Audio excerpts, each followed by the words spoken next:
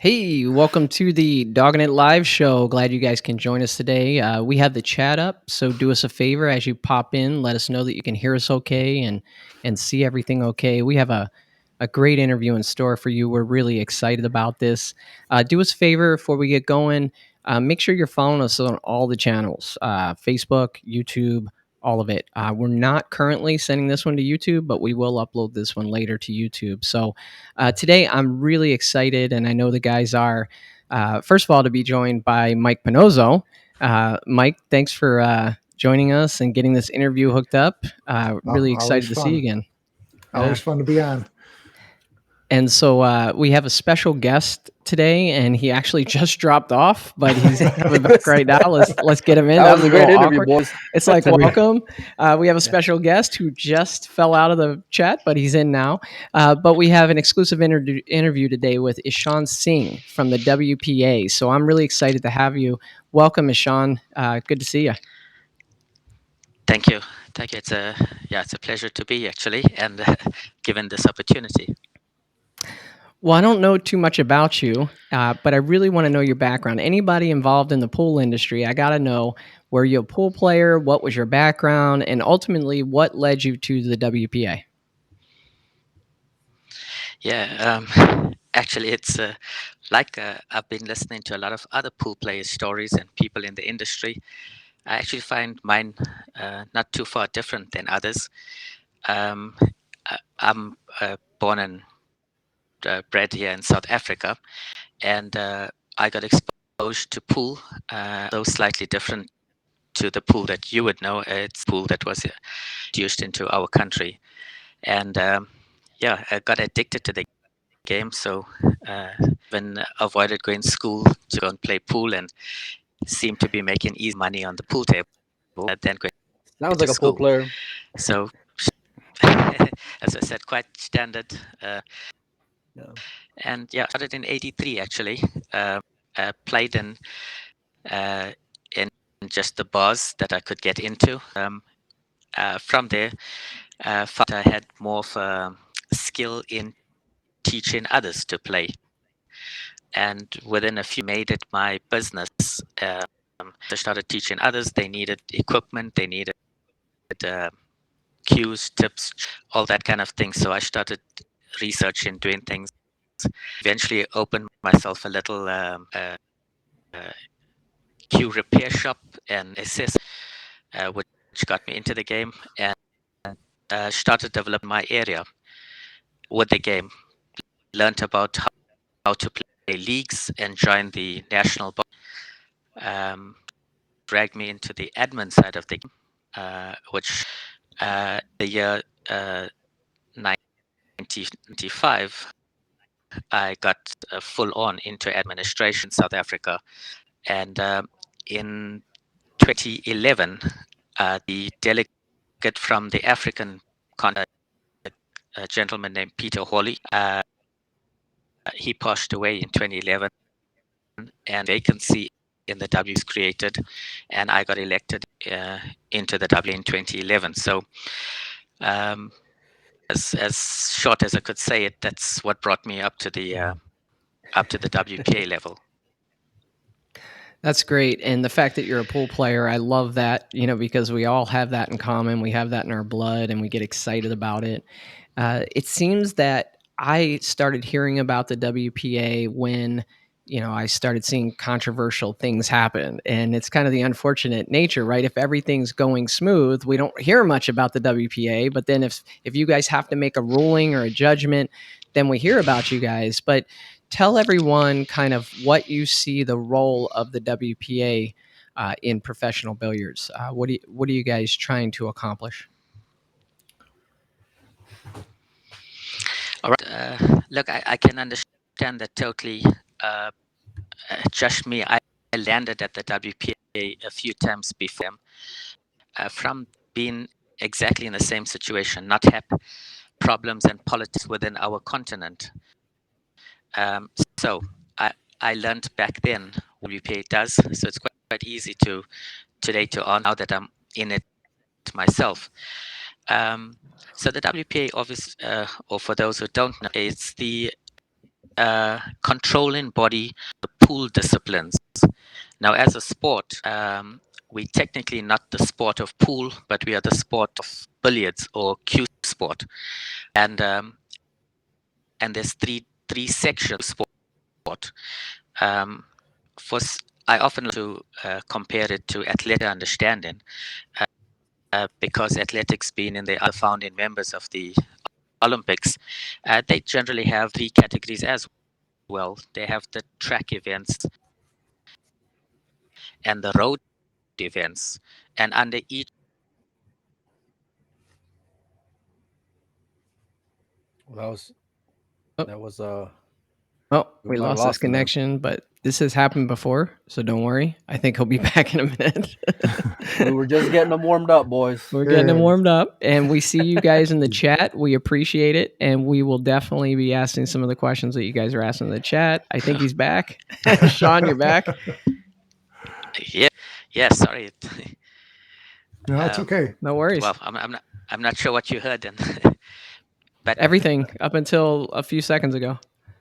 Oh, okay. So anyway, so the three sections, like athletics has, the cue sport in the world has carom, pool, and snooker as the three major categories. So we are under one category as far as the IOC is concerned, which is the Confederation of Billiard Sport, and the WPA handles the leg of pool disciplines.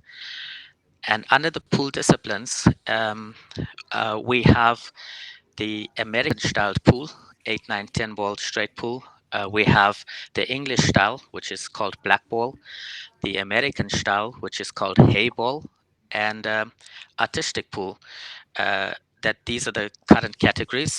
Tomorrow, if somebody comes up with some fancy pool game, it will fall under our jurisdiction.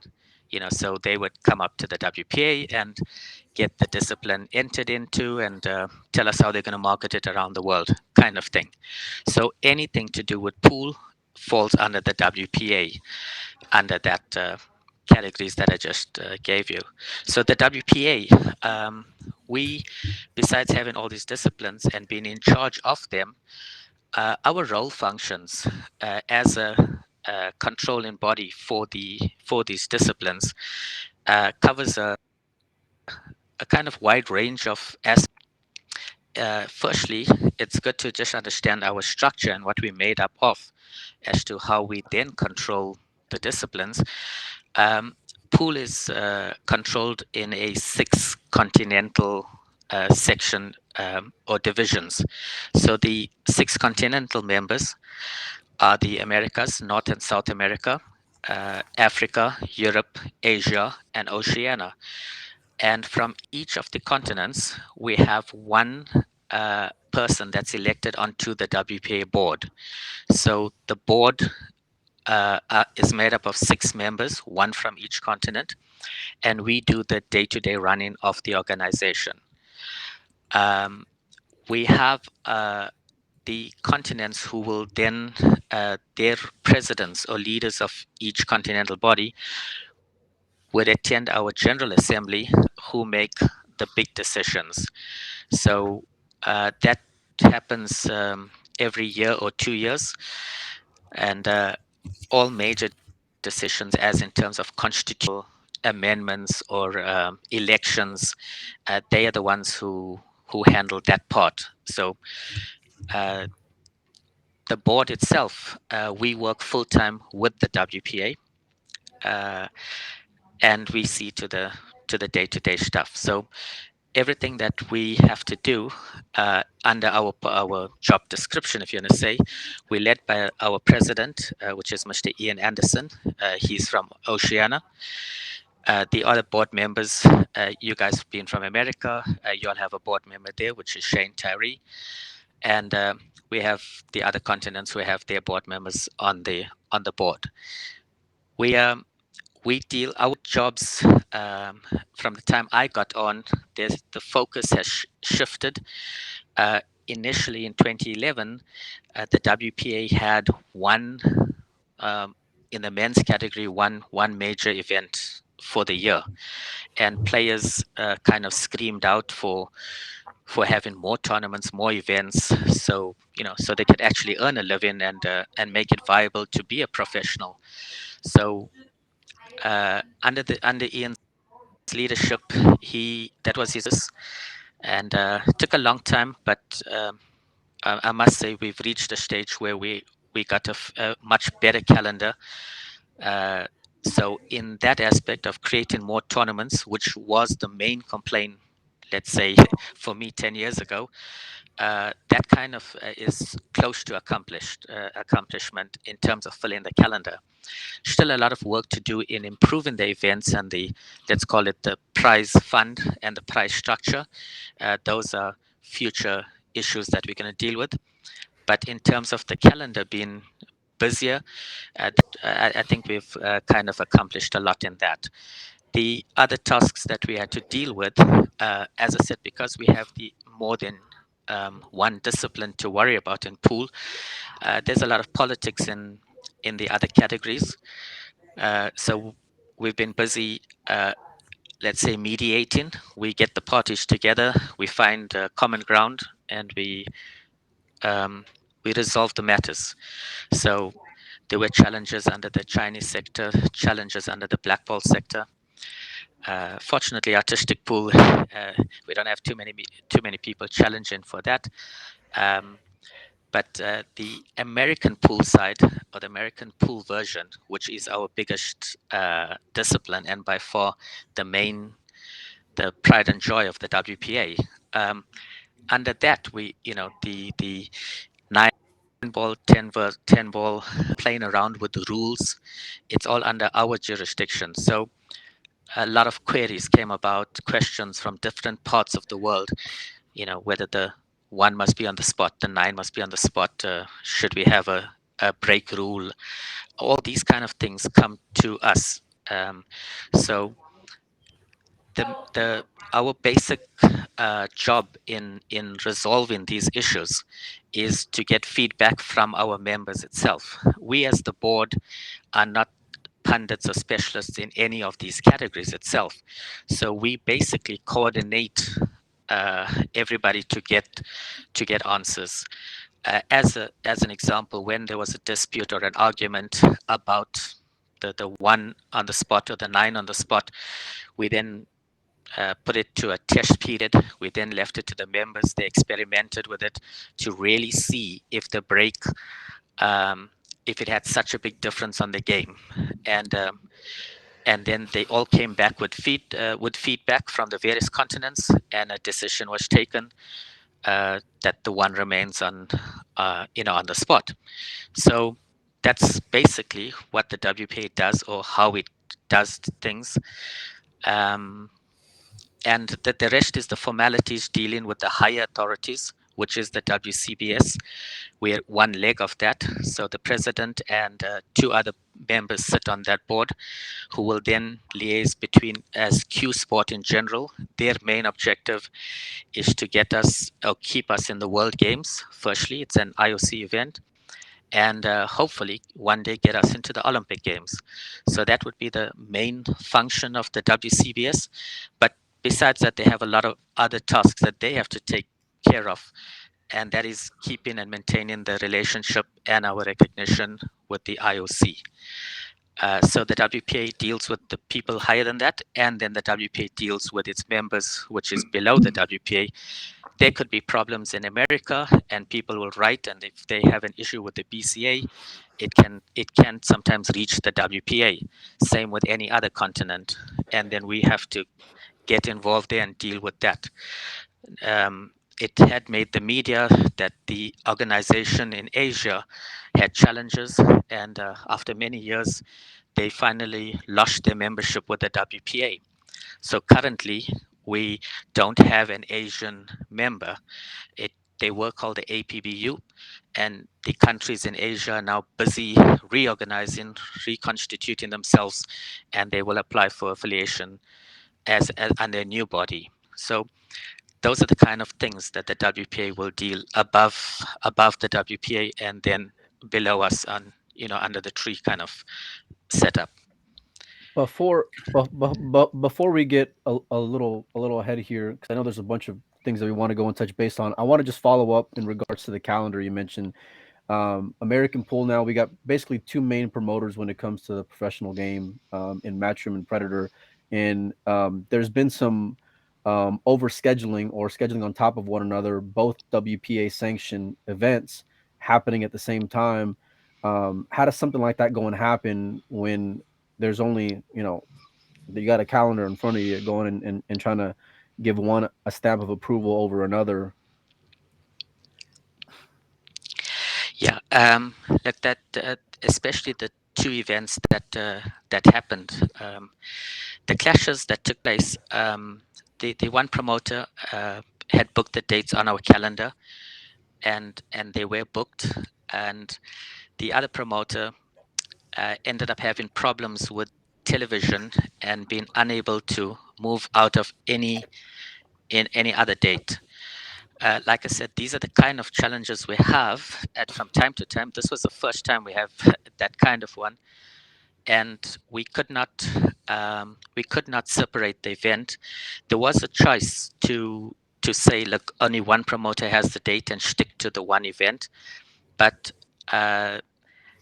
the nature of the beast as it is growing, we didn't want to, because it involved a lot of players.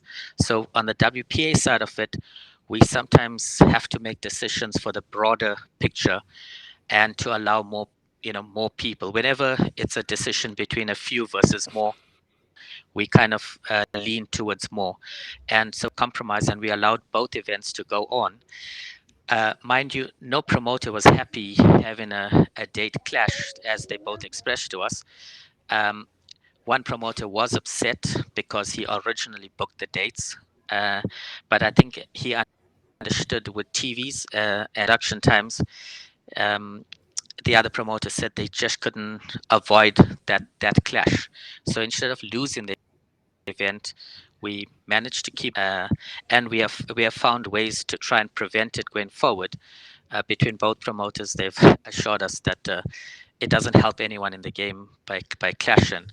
So as the authority, we are the WPA, but we are limited in our decision making. For a thing like that, we are guided then by our members, and that's what we did in that particular instance. Got feedback, told our membership. The president wrote to the members saying we have this problem, and the members gave us the, let's say, the go ahead or the feedback or the power to get the promoters to allow both to go on. And yeah, it may be an opportunity just for some new champions in this particular instance. We just try to see the better side of it. It seems like you guys recognize the problem there, and I'm curious going forward if you guys will take a harder line on it and say, no, this promoter has these dates booked, this is what we have to stick with, or do you plan to continue to do it the same way? Because I know it wasn't just the promoters that were upset. There were a lot of players that had to fly and then get there the next day, and we're talking about transcontinental. And so I'm curious as to the strategy moving forward for that, because I kind of see this time you have two promoters, you have live television involved, you have a whole bunch of stuff going on. And so it sounds like, though, from your response, it's like, well, the promoters kind of have to work together. But I think a lot of us in the fan realm that love watching these events and want to see the best players at the WPA sanctioned events, we would almost rather you take a firmer stance on it, because we want to see those top players at each of the events. Does that make sense? 100%. Look, and I'm totally supportive of that. In terms of, look, I didn't want to give you the whole 9 yards that took place. No, we want the whole 9 yards. we're here for the whole 9 yards, my man. Do it. Yeah, the end result is what I gave you as to the compromise that was obtained. You are right. We don't want the situation. The decisions that we had to make in adopting a look, we only go to our members when we kind of get stuck, and in this instance, there was a lot to consider whether the promoter was just creating a problem, maybe not speaking the truth. But when everything was looked at, and the history and the size of the promoter within the WPA and the WPA membership, it was accepted. Their reasoning was accepted, and the fact that they also gave us a solution as to how this wouldn't happen going forward, because we are finally working way ahead in terms of dates. Now,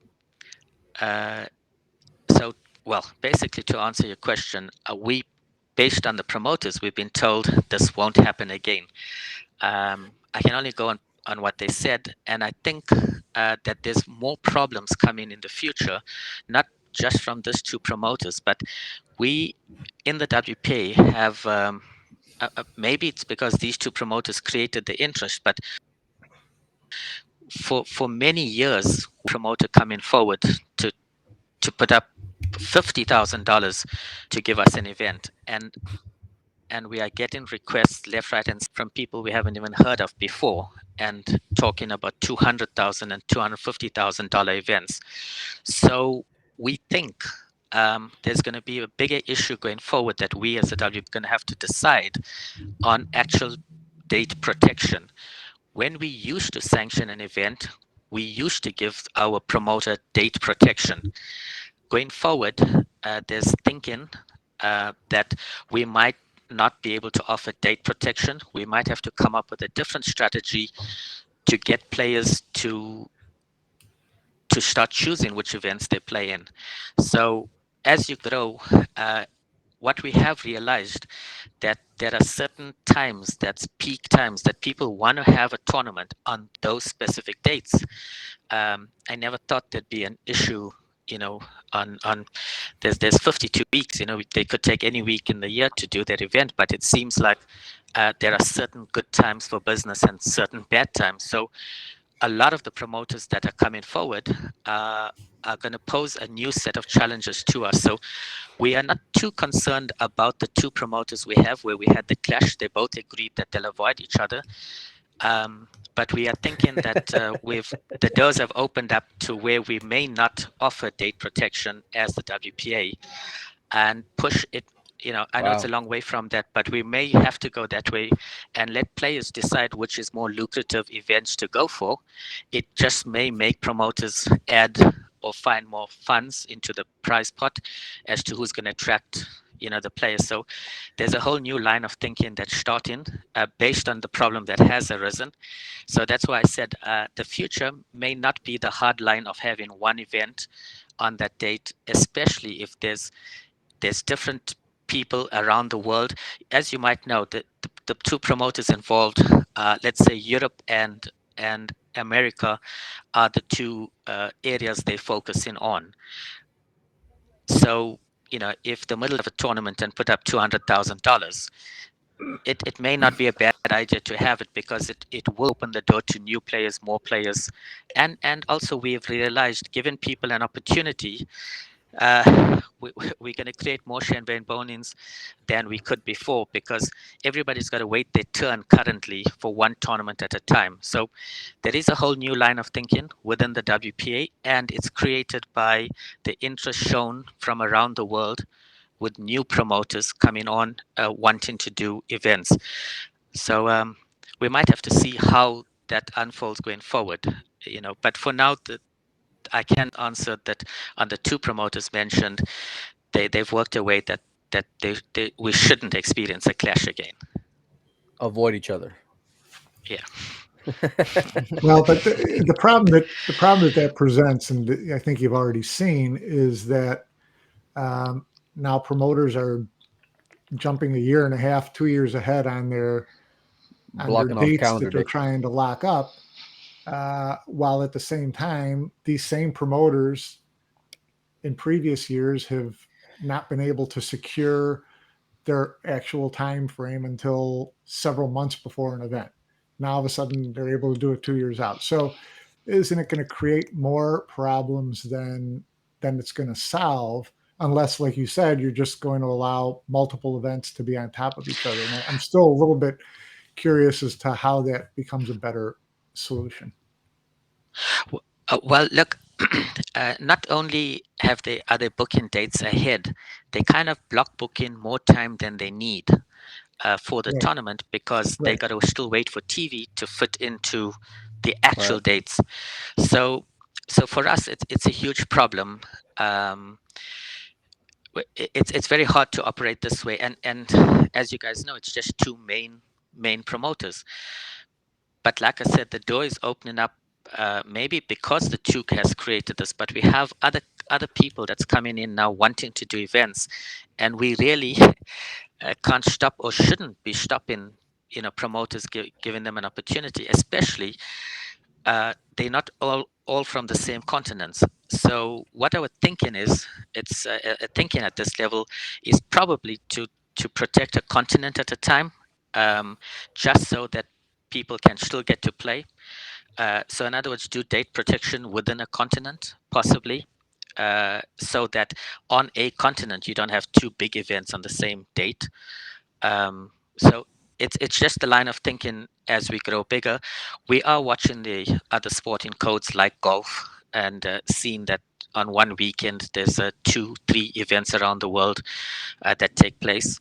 But certain big events, then they get exclusivity. So, for example, I think our World Championship, we wouldn't want anything else in the world to take place on that particular week. Right.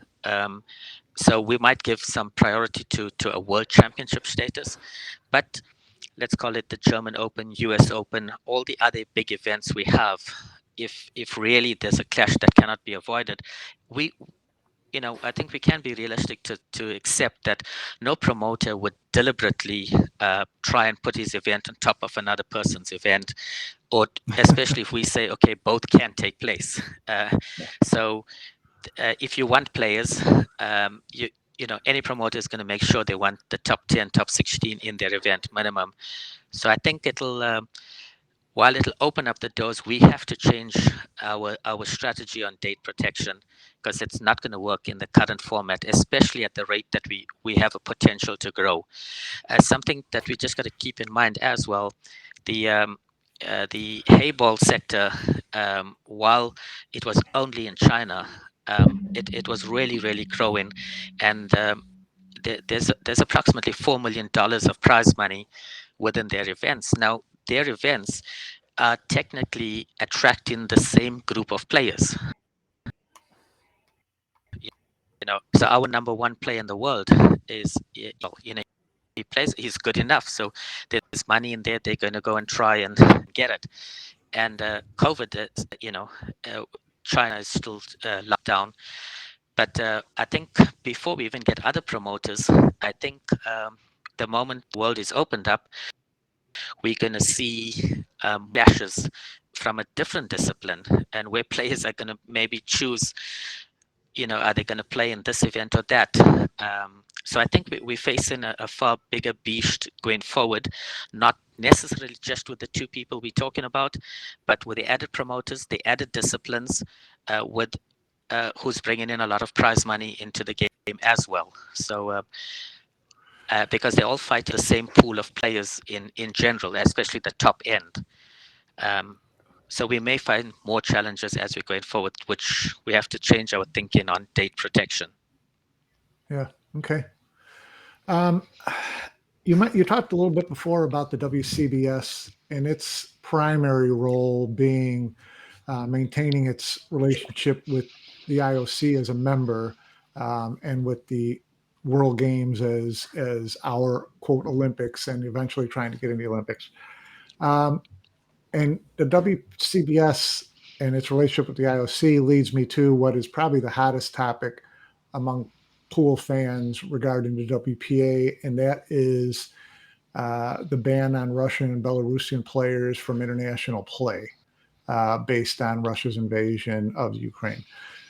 So explain to it in my feeling is that the WCBS just basically went along with whatever the IOC was going to propose because it was worried about its relationship with the IOC. And it may also takes them off the hook of having to make the decision themselves. Can you explain to me how in depth and how much the WCBS and the WPA talked about this before making that decision? So I can comment on the WPA part because I'm Yep. on the WPA.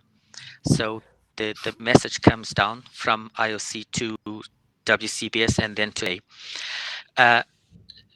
Look, it was one meeting that the WPA had, but I wouldn't downplay it.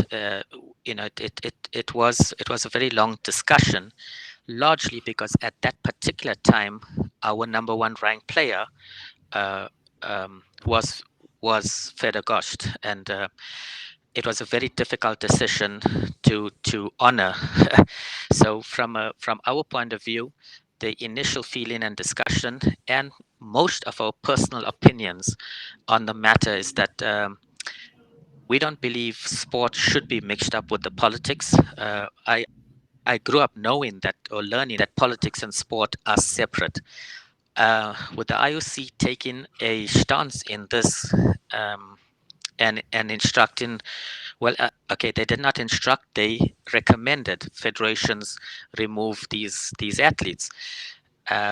As you can guess, if you are an organization trying to get into the Olympics, a recommendation from them actually is an instruction. And that's how the WCBS viewed it. That's what was told to us in the WPA. So despite a long discussion, lengthy discussion, we had to accept for the decision we had to make wasn't about as much as it was, do we want to be part of the IOC or not? Because if we chose a decision different to what they wanted us to choose, we probably wouldn't have lasted long in there. So Okay. I cannot comment on the WCBS side, but it's what was given to us, and that's how the decision to uphold their request was taken. So it seems like it was taken more out of fear than out of any real feeling. And my question is, do you really think the IOC would punish billiards by allowing players from Russia or Belarus to play in a tournament by eliminating from the IOC? I mean, I don't. Tennis is part of the IOC, and Right. they did not follow suit. And have had no repercussions. Now, obviously, tennis is Medvedev was part like of the number India 2. Olympics, and they've got bigger, they're a bigger fish. But still, I don't. I have a hard time really believing that the IOC would come down hard on billiards if billiards made its own decision to allow these players to play. So, let's say the IOC was not going to come down on the WPA. What do you think the WPA's position would be if it could speak its own mind? Look, I can openly say that the WPA is not supportive of this kind of decision. The WPA, you know this, but the athletes involved who lost, besides not being able to play in other events, they were missing out on the World Games. And Yeah. the WPA has allowed these athletes automatic entry into the next World Games, which is in 3 years now, purely because of the losing a year. It's just because of their support towards the players. So no doubt on the board, all 6 members on the board, all the 6 continental members were of the same opinion that, look, we didn't really want to do, not one person was supportive of suspending anybody. These athletes, we know some of them personally. They have no clue about some of the stuff going on in there. It was made out of total fear, and that's why I said I'm not on the WCBS. I do not sit there, and they are the ones who has the first-hand info they liaising with the IOC continuously on various aspects. And I must admit, the message came down quite clearly from them that that's almost the kind of decision we have to make in it. So it wasn't one really on the athletes. It was about our own. It was about saving our own skin. Basically, we want to be part of them. And I know what you're saying about tennis. A lot of other big federations, football or soccer, they followed suit, and I don't know if they did it because they're afraid or No. not, because they're really big and mighty and powerful. I know for Wimbledon they have stopped the Russian players. So some but they have. just had the French, and the French is open. The French is open to Russian players. What's going on right now? Yeah, that's why I said it's still tennis, but as you are aware, they're not allowed in Wimbledon. Right. Now I'm not sure other organization did it, but many organizations followed suit.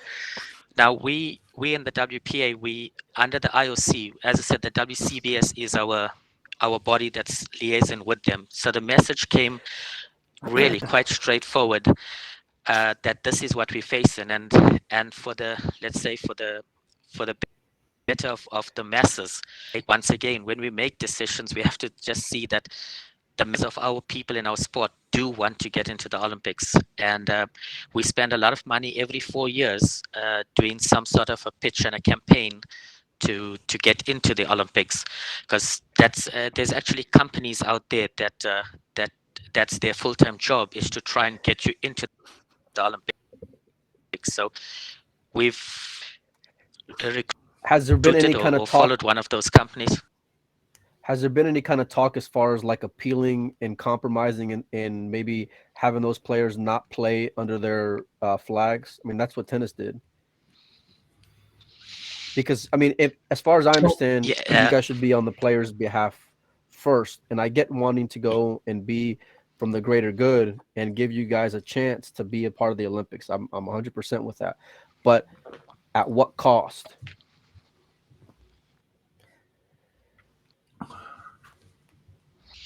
So if you might be, that problem started before the war, and Russia was not allowed to play under their own flag. So even in our events, we had the World Championships where our players did not play. They played under the Russian Olympic Committee. So that was a thing.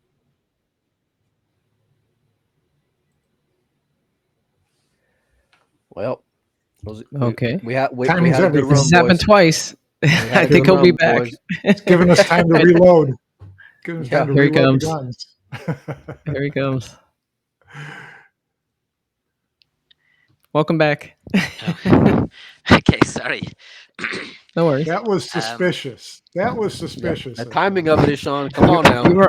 You were on the hot seat there, Ishaun. So I promise you, the high authorities or intelligent levels are listening. They know when to cut off. Now, look, the Russians or the Russian athletes played under ROC for a while they had problems within their own country, and so this wasn't an option going forward. We did put it forward because we wanted the athletes to play. But as I'm going to say to you, I can give you quite straightforward from a WPA point of view. Not one member was supportive of this, but the decision on the table was we can face being expelled or being taken out of the RC. So we made that kind of a decision, really, and not one, for the player itself. I think what people need to understand too is that being a member of the IOC is much more than just trying to get into the Olympic Games. Correct? I mean, being a member of the IOC gives legitimacy to national federations all around the world that then are able to, because of their IOC affiliation, are able to generate funding for billiard programs and for athletes in those countries. So the importance, is not lost on me of how important it is to be an IOC member. I just think that the WCBS is thinking too hard about that and is too paranoid about it. And it's making the easiest out is just to say, we'll just do what the IOC says. And the question I have for you regarding that is, can the WPA amend its position for pools, billiard sports, pool, without an okay from the WCBS? Or does it have to follow the WCBS mandate? Yeah. So all decisions involving that kind of level, which let's put, there's another whole big category that's called WADA that falls under the same IOC category. So we in the WPA do not make decisions, or we cannot make a decision separate to, let's call them our sister companies. So if Snooker and Carom say something, they have to get consensus. So we might have an opinion, but the vote in the WCBS is what would then be the decision carried forward as to what will happen. So on an item like these athletes, the WPA could not be the only Q sport discipline to choose to allow the athletes. All three had to agree. So yes, it wasn't. Look, we did agree to enforce it. So it's not like we told the WCBS we don't want to. We did agree to enforce that the Russian and Belarusian athletes don't play. As I mentioned before, things that we struggle with on the board, we take it to our members. That the members decided or gave us the go ahead to to follow that. Like you just pointed out, it's the Olympics is where we want to get to, but we are a member of the IOC because many countries in the world need that recognition. Otherwise, they'll close down. So they wouldn't allow us to risk that. Now, whether the IOC would have actually kicked us out. I just can't make that call. I don't know the feeling. I'm not there between negotiating between that IOC office and I don't know the feeling. Yeah, I think there's a couple thoughts that I have just listening to this whole section of questioning that we've been going through. And first is that the three main players that are affected, a lot of us know them and their character and just the way they carry themselves. And like you even mentioned, at the time, Fedor was the number one ranked player and with the WPA. And we've interacted with these folks. We know kind of their stance on things, not all their politics, but in general. And they've made posts about it and not supportive of some of the things that are going on. And so we want to see them play. And so that puts you in a tough position because, obviously these are three players that are well respected in the field with Margaret and Christina and Fedor. However, one thing I want to ask is Fedor brought up a really good comment, and he's actually in here. Thanks for joining.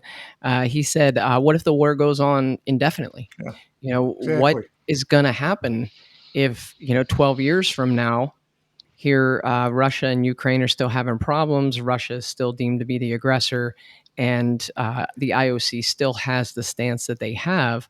Where is the process for maybe revisiting this issue with the players from Russia and Belarus? Again, I can only answer from my point of view on the board as a director, and I know the views of everybody else. So Fedor is aware. The three people that you just mentioned, as I told you, one of the hardest things for them to lose the opportunity was the World Games as well. I know there's other events that they play, which is their livelihood. Compounded this once in 4 years, you get the opportunity that it's quite hard to win. When we spoke to Margaret, all you guys said, we pull background. We were players at some stage. It's about the most heartbreaking thing to speak to this girl, and she says what she had to do and accomplish in Europe to finally qualify for this World Games. And as young as she is, it felt like that was the end of the world not to play in that event. It was actually after hearing her speak and talk about that I put it forward to the board to, exactly what you're saying. When do we make a decision? How long do we go on with this? Those questions will be posed to the WCBS in July next month at the World Games, and we would get a much clearer answer from there. It's the General Assembly where we get to pitch up to that meeting as well. So so Is the public that's one of allowed? the no, Is the not public Can we do it invited? live on this CBS podcast? yeah, like yeah, no, definitely not. That's how they run it there. But I'm sure you're going to be there, and you'd get comments straight out of the meeting. We all would. But that's going to be discussed. It's a hot topic. As I said, the WPA has taken its stance by already in writing. We offered all three players that they do not have to qualify. We've given them. There's only 16 spots. For the World Games, and we've given that's those a three. good thing.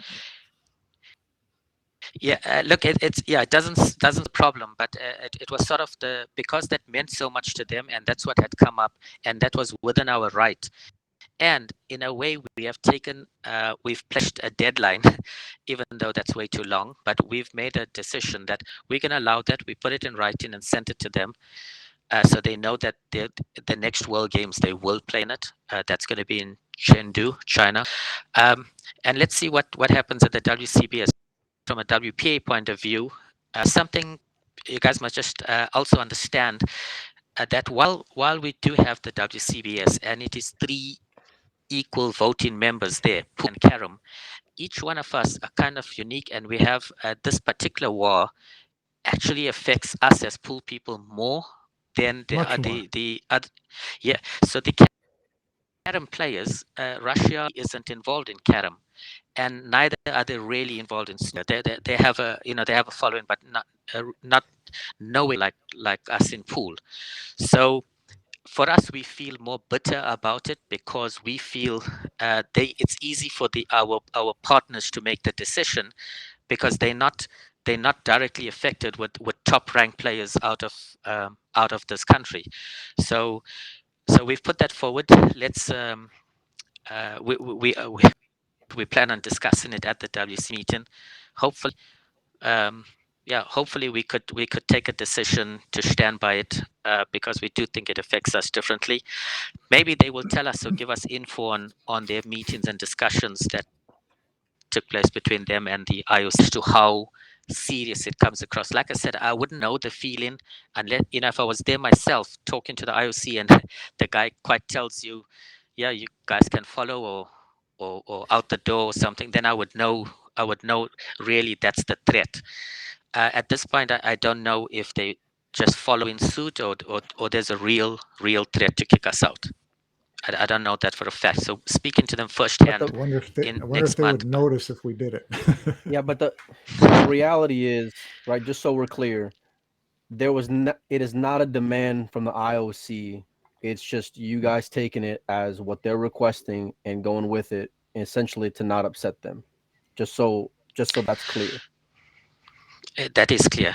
That is right what you said. That's pretty strong because I mean these kids only get to make but so much money a year, and I know Joey brought up some of the more named players, but there's a lot of other great Russian players and Belarus players that are affected as well.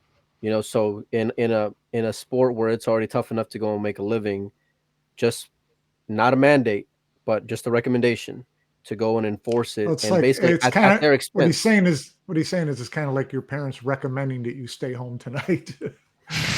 Right. Yeah. No, I get it. Or else. Yeah. So No, it's kind of implied, and when the wife says, "Yeah, go ahead and go," go ahead and go. Yeah. Well, then you Go know ahead you and go. better stay home. Yeah. Then you know Yeah. you better. Yeah, stay look, home. look, that's the way we read it.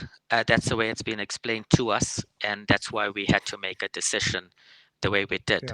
Yeah. It's obviously not an easy one. It's a tough one. But and I don't even know what other federations how they followed suit. And I know it has affected all the major codes. We've seen it on our news, television, it's about all the sporting codes that just got told no, they can't play, especially in the soccer is big in our country. So following soccer, world soccer is big, and just to see all of them just taken out straight out, we think, wow, the power that people have to wield, that they actually just stop them. It is crazy. So I wouldn't treat the IOC lightly in how they make this stuff, but also on our part, we do want to know from the WCBS really what's our options. We Yeah. need to check, Well, because yes, I understand we have to worry about the sport. As I mentioned before, we will try and protect the masses at all times, but it doesn't mean we've got to ignore the few people just because we are told to do so. So it is questioned. We are kind of rebellious in our own ways. As I said, I only reached the WPA by being the enemy on the outside, fighting for my country and continent. And then when you get on there or get in, you realize how things work, and there's a bigger yeah. picture, all the time. So we've Well, as learned you a lot, said, but it's not accepted.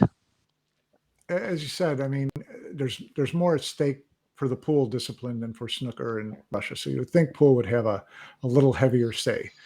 The addition is that the president of the WPA is also the same president of the WCBS. So when Ian speaks as president of the WCBS, was he speaking on behalf of players playing, or was he speaking on defense of the IOC? Well, that's why it was simpler for us to understand when we were told this is what we're facing, because he is the person that sits with his committee and faces the IOC. And as the leader, look, the presidency at the WCBS level, it's just it's a cycle. It's not an elected position. So each one of the presidents just get a term to. So I won't put emphasis on the fact that he's the president, and it has any further emphasis on the decision making there. But he is on the committee. All three presidents sit there and they deal with the IOC. So when he came back to when we all argued and fought it, but he did tell us that he kind of narrowed our discussion down, and really the decision we had to make, and he made it quite clear to us, we face in a decision there or not. That's really how the president put it. So it is first-hand information coming in from between him and his committee facing the IOC. As to exactly how they pitched the case from between a pool and snooker and carom, those kind of things actually, I must admit, came out later. After the decisions were made, later on we realized that we got affected more than the other disciplines. We were actually told that carom was not affected at all, and snooker were affected, but by probably names we haven't heard of. So we just think we took the worst hit in it. Yeah, of course. So that admit came out later, and that's why now we can put those questions again at this meeting to hopefully see if there's going to be a different result. Well, let's change gears a little bit, Ishaun. The comments on this episode right now are really awesome. We've had a ton of questions, and I think we've had so many questions because of the fact that not a whole lot of people really understand the role of the WPBA or WPA and what you guys are kind of bringing to the table, which we addressed in the beginning. But also, there's questions about the sanctioning fee and what that fee goes to. And I'm going to summarize a few other comments that talk about kind of the condition of the sport, right? And I think that's what a lot of this leads to is you guys take a sanctioning fee for these events. You have a lot of players that are still sleeping in their car. You talked about prize money, and you're all in favor of those prize monies growing. But there's problems. There's problems with the sport. And so people are wondering, Oscar Dominguez, we have his comment up for one, like where does that 5% go that you guys take from these events? And do you have plans for the future as these prize monies grow, that money that you're taking in grows, and is that going to be put back into the sport, and how, if it is already? Okay, so obviously he is not getting feedback through his membership. So let's for your viewers, for your better understanding, the WPA, that's how they generate to sustain themselves. The WPA has expenses just to exist. A, there's a fee that they pay to the WCBS to be a member. B, the uh, the the meetings that they have, which is annual meetings and board meetings, that has expenses attached to it. So if you take a tournament like, let's say, the US Open that took place, the income we generated from the 5% fee did not even pay for the 4 drug tests that we had to do at that event. We pay, depending which country where we're doing it. In America, it's excessive. It was, I think, $1,000 or $1,500 per test. So for me as the tournament director or the sports director of the WPA, who I'm supposed to be at these events from a point of anything, let's say, going wrong or making certain that the rules are abided by, it's hard for it to even pay my flight or accommodation and then the drug test. So the income generated from sanctioning fees is really, really low, and it's not always 5%. It is dependent on Darren Appleton some years ago tried to become a promoter and get some events going on. Before US Open got taken over, the previous promoter could not afford these fees. So we've negotiated whatever they could at times to help grow an event. So I can assure you, for those who like you guys are from America, the financial statements are shown to your member, the BCA. They have access to it. They see what money comes in and what it's spent on, and the WPA cannot manage the 5% fee. I can assure you that. We really get away with other activities that we're doing to generate more income. The sanctioning fees on the current events are negotiated with all the promoters, especially the more they do, then the less they pay as the fee. So just paying for possibly the president's plane ticket, all the world championships, the president has to be at his event. And our president lives here. If you have a look at our expenses or financial, they're not a lot of money that turns hands, and there is much else that the WPA can do financially. And as you are aware that our structure, which I mentioned earlier on, is based on the continental basis. So the strong person for a player is supposed to be the continent. So BCA is supposed to be a financially strong organization, and that's where they, that if a player needed support or if there's any development or anything, it should come from because that's where his membership comes from. Same with the EPBF and around the world. The WPA sanctioning fees for anybody checking, anyone can do the calculation or have a look. It's not fixed at 5% A, and B, it's just the drug test per event that it has now become compulsory. We at the WPA are already trying to calculate how we can get more out of the promotion. Just to cover these costs. I cannot do less than 2, I think it is, but often it has to be 4 per event. So yeah, financially, those who don't know, they just need to check with the members. They'll get access to the financials to see what money spends around. So the bulk of our expenses are on literally flight and accommodation costs for either the president or myself, who attends most of the events, the World Championship events. So, and you're all on volunteer basis as far as board members of the association, correct? Correct. Okay. The other thing that I think is interesting that I think some people misunderstand is that, talk about the players being assessed a 5% sanctioning fee, and they're not necessarily. The sanctioning fee can be paid by the promoter separate from the prize fund, correct? Correct. So when the WPA negotiates with the promoter, it is supposed to be straight from the promoter to the WPA. it was never intended for them to then deduct it from the player. Correct. But the one player aware that's how they structure their tournaments, and that's how they handle it. They show it as an expense to the player. So no, it's not in our contract as to where they get it from. I think the fact that they show it, it just brings up more negativity. A player sees it, wow, I pay my registration fees in my country, I pay all my dues, I pay my license fee, and now they take 5% again. So we've experienced people writing to us, querying it, questioning it. We didn't like that the promoters show it that way, but because of their country tax laws and how they handle it, they said that it's in their best interest that they reflect it in that way. So they too could have advertised the event at 5% less straight to all the players. It would have stopped a lot of controversy questions, but because it suits their business to reflect it like that, probably for the tax laws or something like that in their country, and that's why they show it.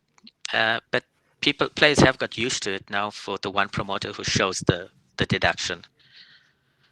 Okay. You brought up drug testing earlier, and I just want to touch base on an incident that happened a couple of years ago.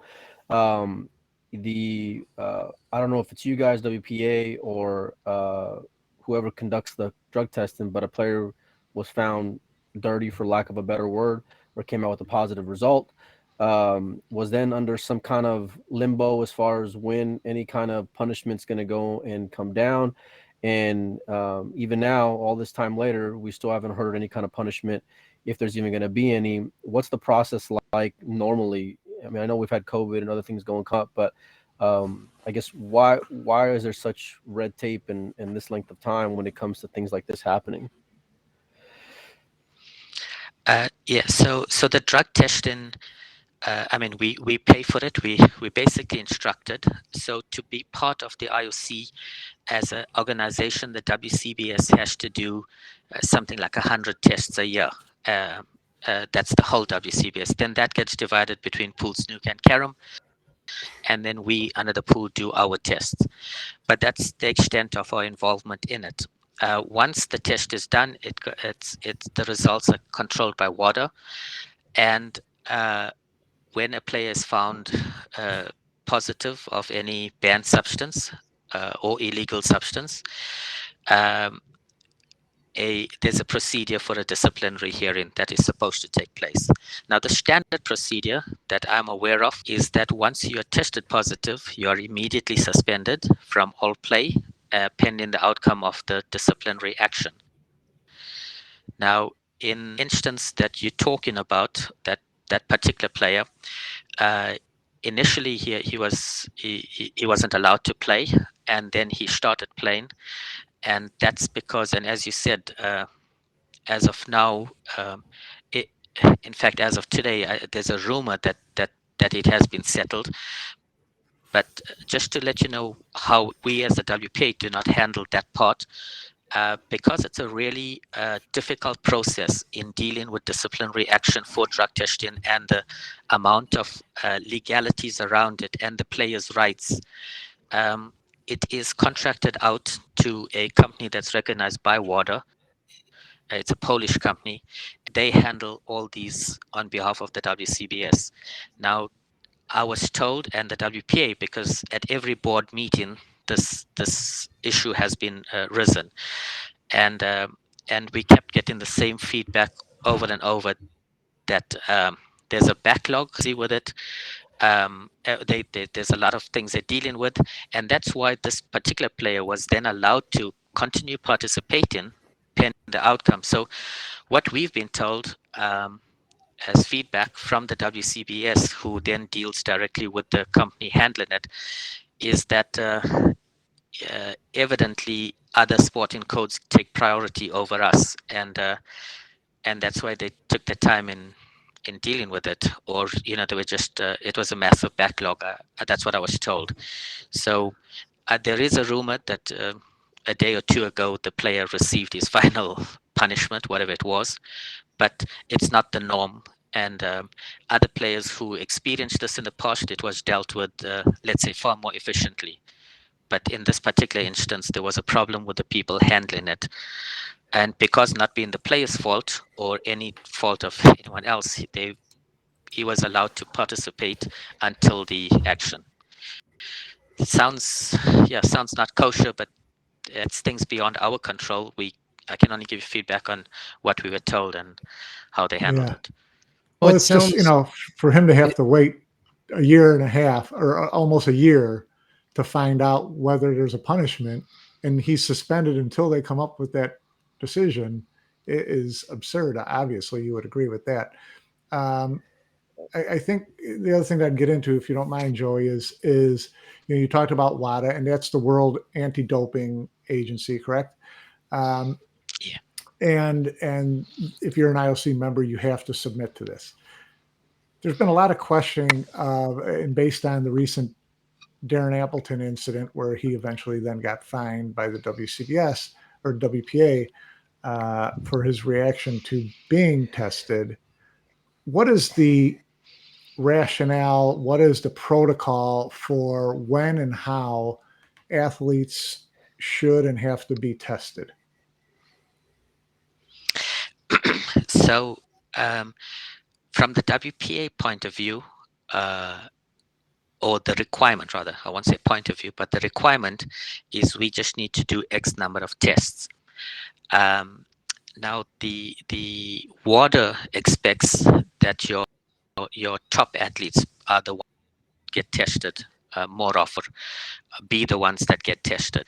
So the method that the WPA uses in conjunction with them, we call them in around the last 16 mark, because we only pay for 4. If we could afford money for 16, boy, all 16 would have just been tested. But it's expensive process, so it's called random testing. So the people from WADA come in, they put the 16 names in the hat, pick out 4, and then they watch them play. And when they lose, they're supposed to go up to them and take them for the test without them leaving their site. And that's what happened with the incident with Darren at that particular time, when he just lost his match and then they pitched up by him. And obviously that was looked at as, okay, is this really necessary to come up to someone right after they've gotten done, with a match, losing a match, because he said it's losers, as soon as one of those final 16 players loses, he gets tested. And I understand you have to test someone before they can leave the arena. You can't say, I'll come back after I have a smoke, I'll go back to my room and come back. Obviously you can't do any of that. That seems pretty cut and dry. But it just seemed like the reaction to it was that he got ambushed. And how do you address that? Look, Darren actually should not have, or cannot say he got ambushed. He's one of our most, weirdly enough, he seems to get drawn out. I know he feels like it's something not fair that he gets drawn out. Yeah. Because he's been tested now, I think 4 or 5 times or so at least over the period. So he's actually, used to this thing.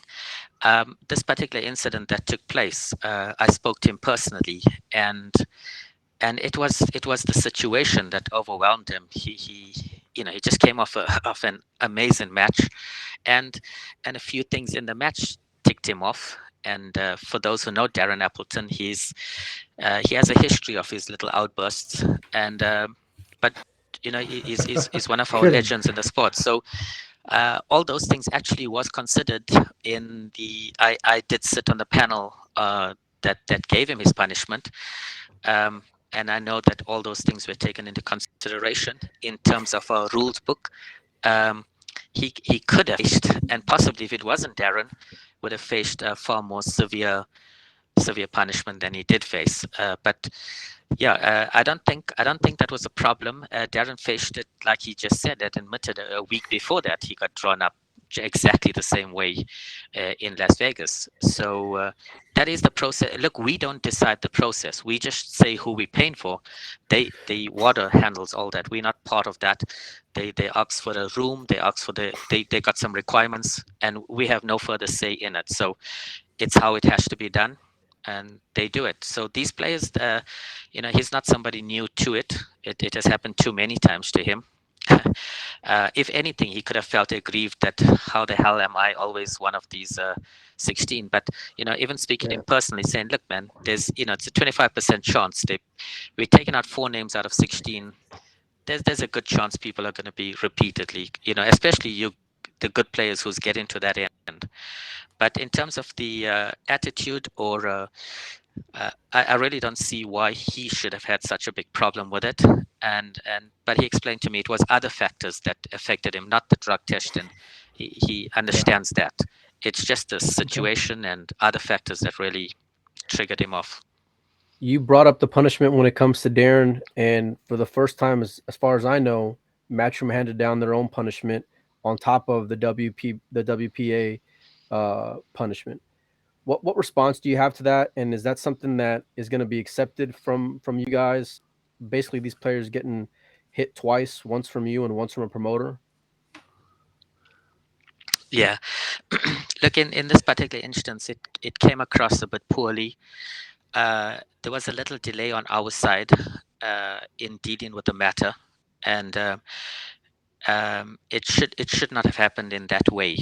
The way it's supposed to be is we are supposed to receive the promoters' complaints and what they think and how badly it affected them, and then we get from the player itself, his side of it, and in this matter, we didn't need to meet with the two people purely because the letters and the things we received in the WPA in writing, there was nothing that each one really contested each other on. So there was no dispute. Darren said exactly what happened. Matchroom said the same thing. So it was not necessary to get hold of them and actually have as a hearing, sometimes when people have different opinions or views of what transpired. So this one was, I would say, an easier one to deal with because there was no controversy or disputes between what took place. The only thing on from the Matchroom side, we were aware that they wanted a suspension or a match ban, and from our point of view, we didn't mind, let's say, a one match ban. In our brainstorming sessions on possible punishments, the thought process was to possibly stop Darren from playing in next year's championship as a punishment, because we do know in terms of punishment, fines are one thing, but you gotta give a person a 1 match, 2 match, or 3 match suspension as well. That would be standard in this circumstance. Let's call it a repeat offender in our case within the WPA, irrespective of the seriousness of the nature. But we've got some prescribed punishments. The only problem that we had was there was a bit of a misunderstanding. We knew what Matchroom wanted. Actually, Darren was already informed before us by Matchroom that they're not going to put him into their next 3 events. We are not involved in 2 of the 3. We just the UK Championship was the one that's sanctioned or ranking points by us, and for us that's the event that he actually missed out from a ranking point of view. So it should have just been the message should have been from us directly, but because Matchroom did it, we gave the rest of the punishment. Ours reached him second. He was already made aware. Now it's not, as you asked, if that's how it should be. The promoters are not the ones that's supposed to be, let's say, reprimanding the players. And in this instance, players were booking tickets, so they were doing lots of stuff, and Matchroom needed to take action quicker than we did. And yeah, it came across incorrectly, but the punishment was totally correct. Nobody's for us, for 1 match ban, the fine that he got, the suspended sentence that he has, that was totally acceptable and normal the punishment was normal. I think just real quickly in Matchroom's defense, from what they're thinking is that part of this, verbal assault, whatever, was against one of their employees, Right. and they're protecting their employee, and they're banning him from their event. So they're not saying you can't play in another pool event. They're not saying you can't play in another WPA. But if it's a Matchroom event, you're not playing in our event because you assaulted one of our employees. I actually didn't have a problem with. I thought the suspension was pretty heavy, but I think that that's within their right as a promoter. Would you not agree? No, the two events, that is perfectly correct what you're saying. But the UK Championship, that is our event. I don't mean. I mean, I know they're the one promoting it, but that event, we are supposed to have the right as to who plays and who doesn't play. When it's a ranking event, look, we can't have promoters ban players. So if a promoter is running a world championship and then a particular player can't play in it because it's that promoter and that promoter has suspended that player, that's our whole job of being over here at the WPA, for the players. If promoters really have a problem, they got to bring it to us. We are the ones sanctioning the event. We take care of disciplinary actions and those processes. And if they're not happy with our punishment, if they think, hey, we handed this player over to you and you just, gave him a slap on the wrist, but you have no idea what the damage he caused, that's why they have that chance to talk to us, to put their side forward as to what it should be. So over here, we, as I said, it just came out incorrectly because they were waiting. The punishment was not a problem for us. A player receiving a fine, a one-match ban. In our case, it's only a one match. The fact that they didn't invite them to their two private events, those events, Matchroom can invite Tiger Woods if they want. It's totally on them. It's not. That's a show business event. It's to promote, market, highlight the sport. So we don't. That don't involve us. So that I totally agree. They can choose who they want, and because the action was against one of their employees, totally understandable from their side not to invite him for those two. It's just like I said, his total punishment was really a fine and a one-match ban and a suspended sentence over his head, not to do this for the next 12 months. Totally acceptable under the, for what transpired. Okay. So, Ishaun, we're at the hour and 17-minute mark, and I feel like we could go for 3 more hours. And I think because I mentioned all the comments that we're getting in here, and someone actually said it before that over the years, they haven't seen much communication from the WPA, and today was a huge step forward.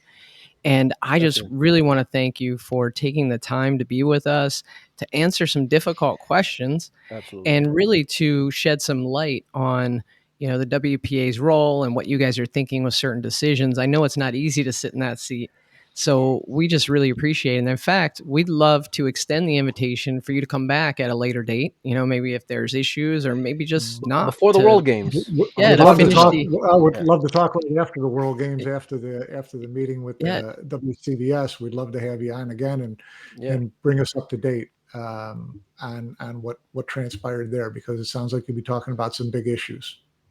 Definitely. Yeah. Well, yeah. Look, thank you. It is true that the WPA doesn't usually get a voice. It's just the way it is structured. Usually, each of our 6 continental members are the loud mouths. They're the ones who supposed to control the players, do their things. They're really the boss of the players. The events and what we do is quite different. It's totally promoter based. So yes, at our events, the promoter is the one who gets the bragging rights. So the WPA, our logo is just somewhere generally in on the screen or things like that.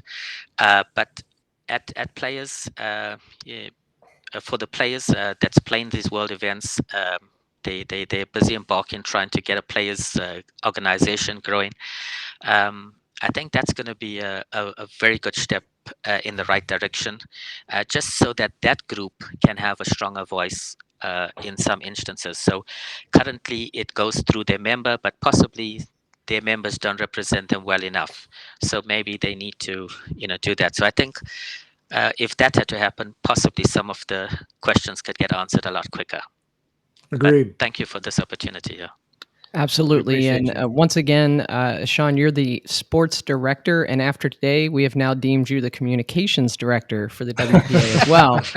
So hopefully there'll be a bump in your salary. Yeah, You did a your great salary, job. salary is double what it is now. Yeah. Double what it is now. Thanks, Ishaun. Appreciate it. Thank you. Okay. Yeah, glad Thanks, to buddy. be part Thank of it. you.